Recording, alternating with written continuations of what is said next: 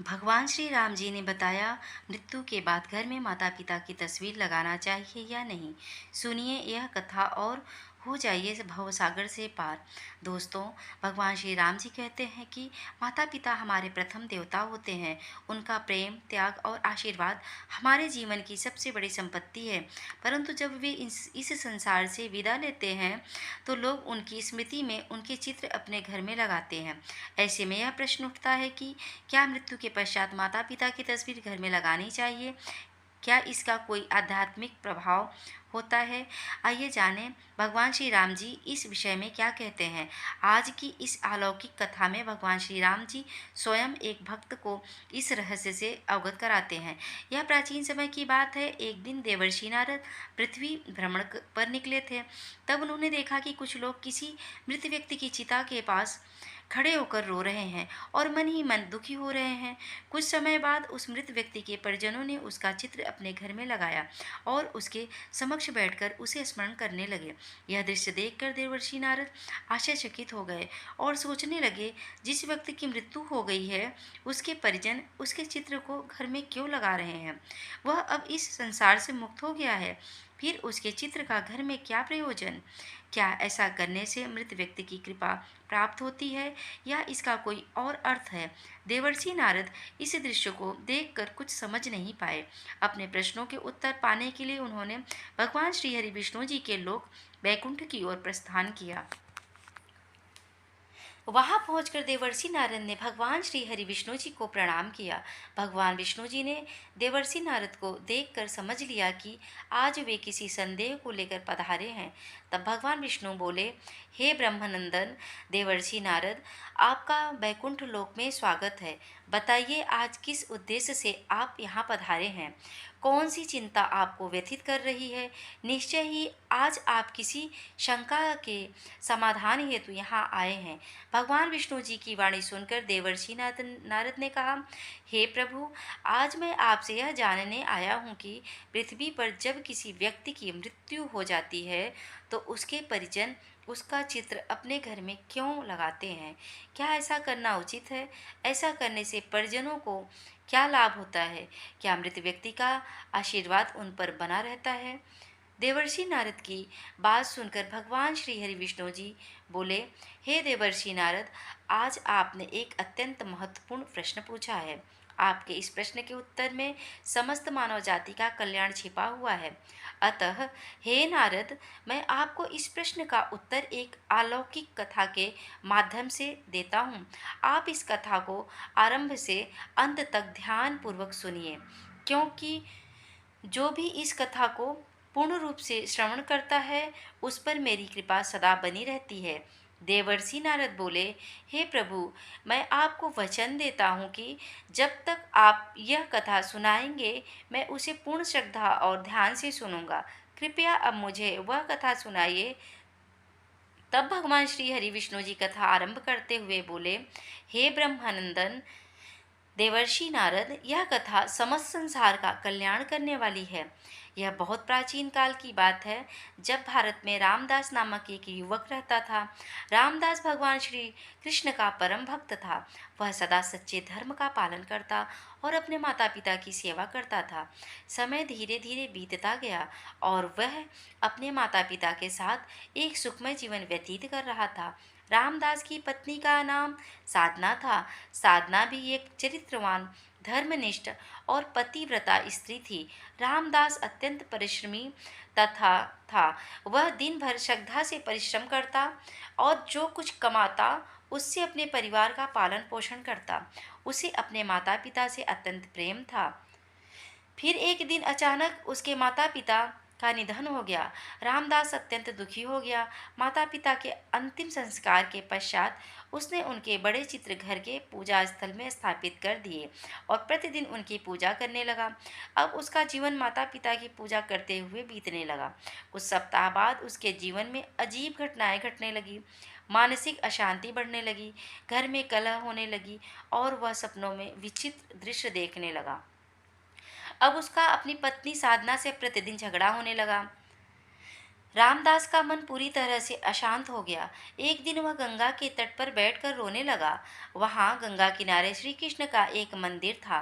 वह श्रद्धा के साथ उस मंदिर में गया और भगवान श्री कृष्ण के सामने बैठकर प्रार्थना करने लगा। वह कहने लगा, हे श्री कृष्ण, हे मुरलीधर, मुझे मार्ग दिखाइए।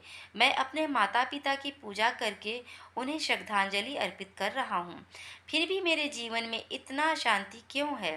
वह सच्चे हृदय से भगवान श्री कृष्ण से प्रार्थना कर रहा था। तभी वहां एक दिव्य प्रकाश प्रकट हुआ। चारों ओर दिव्य सुगंध फैल गई और भगवान श्री कृष्ण प्रकट हुए। उनकी आंखों में करुणा थी और स्वर अत्यंत शांत था। श्री कृष्ण को सामने देखकर रामदास स्तब्ध रह गया। उसे विश्वास नहीं हुआ कि स्वयं भगवान श्री कृष्ण उसे दर्शन दे रहे हैं। फिर कुछ साहस जुटाकर वह बोला, हे प्रभु, आज आपका दर्शन पाकर मेरा जीवन सफल हो गया। अब मेरे मन में कोई संशय नहीं रहा, किंतु मैं यह जानना चाहता हूँ कि मेरे जीवन में यह क्लेश क्यों आया, जबकि मैं तो अपने माता पिता की पूजा करता हूँ। भगवान श्री कृष्ण बोले, हे पुत्र रामदास, निसंदेह तुम्हारी भक्ति और प्रेम महान है। तुम्हारे हृदय में अपने माता पिता के लिए जो भाव है वे पूजनीय हैं, किंतु जो तुमने अज्ञानवश किया वह न केवल आत्मा को बांधता है बल्कि तुम्हारे जीवन में पीड़ा भी लाता है। जब कोई अपने प्रियजनों को खोता है, विशेषकर माता पिता को, तो उन्हें याद करना और सम्मान देना उचित है, किंतु कुछ नियम और मर्यादाएं हैं जिन्हें हम मनुष्य को जानना आवश्यक है। हे पुत्र, जब कोई आत्मा इस शरीर को छोड़ती है तब उसका उद्देश्य होता है अगले जन्म की ओर बढ़ना और उस यात्रा को पूर्ण करना जो ब्रह्मांड ने उसके लिए निर्धारित की है। लेकिन जब हम उस आत्मा के चित्र को पूजा स्थल में रखकर प्रतिदिन दीप जलाते हैं, फूल अर्पित करते हैं, तो यह प्रेम एक बंधन बन जाता है। जो आत्मा आगे बढ़ना चाहती है वह हमारे प्रेम के कारण उसी भावना में अटक जाती है। भक्ति दिखाओ, पर उन्हें प्रेम से मुक्त करो। उन्हें बांधो नहीं, उन्हें आशीर्वाद के साथ विदा करो। प्रार्थना करो लेकिन पकड़ो नहीं, क्योंकि सच्चा प्रेम वही है जो आत्मा की मुक्ति चाहता है, न कि उसे अपने मोह में फंसाए। भगवान श्री कृष्ण ने शांत स्वर में कहा, हे पुत्र, यह जानना हर गृहस्थ के लिए आवश्यक है कि जिस स्थान पर भगवान की ऊर्जा होती है, जहाँ मंत्रों की ध्वनि गूंजती है, जहाँ दीपक की ज्योति आत्मा को परमात्मा से जोड़ती है, वहाँ मृत व्यक्तियों के चित्र नहीं लगाए जाते, क्योंकि वह स्थान आत्मा की मुक्ति का केंद्र होता है, न कि बंधन का। जब हम पूजा स्थल में पितरों के चित्र लगाते हैं तो अनजाने में हम दो अलग अलग शक्तियों को एक साथ एक स्थान पर जोड़ देते हैं। इससे न केवल आत्मा उलझती है बल्कि गृहस्थ जीवन की शांति भी भंग होती है। भगवान का स्थान आत्मा की मुक्ति का केंद्र होता है और पितरों का स्थान स्मृति और श्रद्धा का। अतः इन दोनों को अलग अलग रखना चाहिए। भगवान श्री कृष्ण आगे कहते हैं, यदि तुम अपने माता पिता का चित्र घर में रखना चाहते हो तो ध्यान रहे कि वह पूजा पूजा स्थल न हो। वह स्थान केवल स्मृति हो, जहाँ दीपक या अगरबत्ती न जलाई जाए। वह श्रद्धांजलि हो, पूजा नहीं। पूजा वहाँ होती है जहाँ हम भगवान का आह्वान करते हैं, और स्मरण वहाँ होता है जहाँ हम किसी को प्रेम पूर्वक याद करते हैं। हे प्रभु, हे पुत्र, प्रेम और पूजा के अंतर को समझो। जो आत्मा जा चुकी है उसे सम्मान दो, किंतु ईश्वर की पूजा और आत्मा की स्मृति का मार्ग एक जैसा न बनाओ। यही सच्चा धर्म है। जो संताप तुम्हारे मन में है वह स्वाभाविक है। माता पिता के निधन के बाद हर संतान उनके लिए कुछ करना चाहती है। पितरों का शांति के लिए श्रद्धा और तर्पण सर्वोत्तम उपाय है। इन वैदिक कर्मों के माध्यम से तुम न केवल उन्हें सम्मान देते हो बल्कि उन्हें अगली यात्रा के लिए आध्यात्मिक शक्ति भी प्रदान करते हो। यही सच्ची सेवा है। जो चला चला गया उसे मोह में मत बांधो, प्रेम से मुक्त करो। एक पुत्र का धर्म है पवित्रता। यह संसार माया है। आत्मा आती है, अनुभव करती है और फिर चली जाती है, पर जब तुम मोह में डूब जाते हो तब तुम न केवल अपने हृदय को बांधते हो बल्कि उस आत्मा की गति को भी रोक देते हो। मोह आत्मा को रोकता है, प्रेम से मुक्त करता है। जो भी पुण्य कार्य तुम उनके नाम पर करोगे, जैसे गरीबों की सेवा, भूखों को भोजन कराना, वृक्षारोपण करना, यही कर्म तुम्हारे जीवन में तुम्हारे माता पिता के आशीर्वाद के रूप में लौटेंगे। प्रेम को कर्म में बदलो, यही सच्ची श्रद्धांजलि होगी। भगवान श्री कृष्ण ने आशीर्वाद देते हुए कहा, हे प्रभु, हे पुत्र, तुम्हारे माता पिता ने तुम्हें बहुत प्रेम किया। उन्होंने अपना संपूर्ण जीवन तुम्हारे लिए अर्पित किया। अब समय आ गया है कि तुम्हारा प्रेम उन्हें बांधने का साधन नहीं, बल्कि उन्हें मुक्त करने का माध्यम बने। यदि तुम अपने घर में सुख और शांति चाहते हो तो पहले उन आत्माओं को शांति दो जो अब इस लोक की नहीं रही। आस्था आवश्यक है, पर संशय संयम के साथ ज्ञान से अपने जीवन को सजग बनाओ, तभी तुम्हारा प्रेम सच्चा कहलाएगा।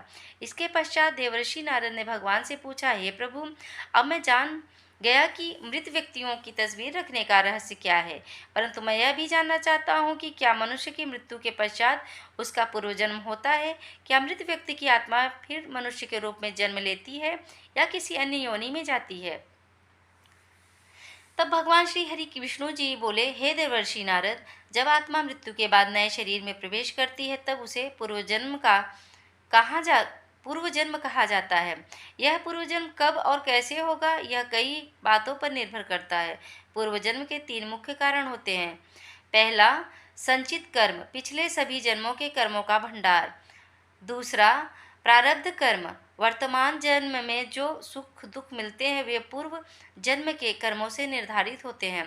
तीसरा, क्रियामाण कर्म, इस जन्म में जो कर्म किए जाते हैं वे भविष्य के जन्मों को प्रभावित करते हैं। जब मनुष्य मरता है तो उसकी आत्मा तुरंत पूर्वजन्म नहीं लेती। यह आत्मा 3 चरणों से गुजरती है। पहला, प्रेत योनि, जहाँ आत्मा कुछ समय तक शरीर के अभाव को नहीं समझ पाती। दूसरा, यमलोक यात्रा, यमदूत आत्मा को यमराज के पास ले जाते हैं। चित्रगुप्त आत्मा के कर्मों का लेखा जोखा प्रस्तुत करते हैं।